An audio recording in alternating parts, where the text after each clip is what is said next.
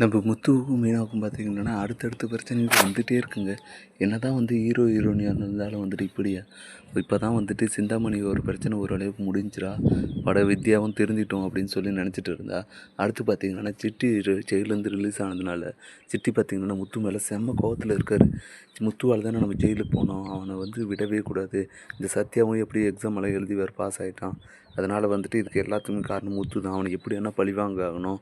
அவனை தொழில் ரீதியாகவும் சரி மனது ரீதியாகவும் சரி அவனை எப்படியான பழி வாங்கி அவனை வீட்டில் உட்கார வைக்கணும். அப்போ தான் என்கிட்ட இனிமேல் இந்த மாதிரி வம்பெல்லாம் வச்சுக்க மாட்டான் அப்படின்னு சொல்லிட்டு சிட்டி பார்த்திங்கன்னா எதானா பண்ணலாம் அப்படின்னு சொல்லிட்டு செம்ம கோவத்தில் முத்துவை பழி வாங்க பிளான் போட்டு இருக்காங்க. இப்படி போட்டு இருக்க இன்னொரு பக்கம் பார்த்திங்கன்னா ரோஹினி இந்த மனோஜ் இப்போ தான் கொஞ்சம் கொஞ்சமாக நம்ம பேச்சு கேட்க ஆரம்பிக்கிறான். எல்லாம் அந்த மந்திரவாதி கொடுத்த கயிறுனால தான். எப்படி இதே மூலமாக பார்த்திங்கன்னா மனோஜ் புதுசாக நம்ம கைவசம் மாற்றிடணும்.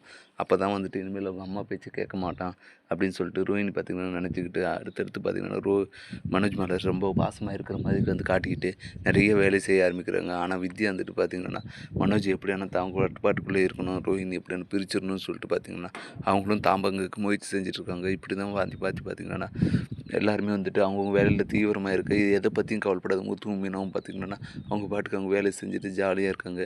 இதை பற்றி நீங்கள் என்ன நினைக்கிறீங்கன்றதை மறக்காமல் கமெண்ட் பண்ணுங்கள். மேலும் இது போன்ற வீடியோக்களை தொடர்ந்து பார்க்க மறக்காம நம்ம சேனல் சப்ஸ்கிரைப் பண்ணுறேங்க. தேங்க்யூ.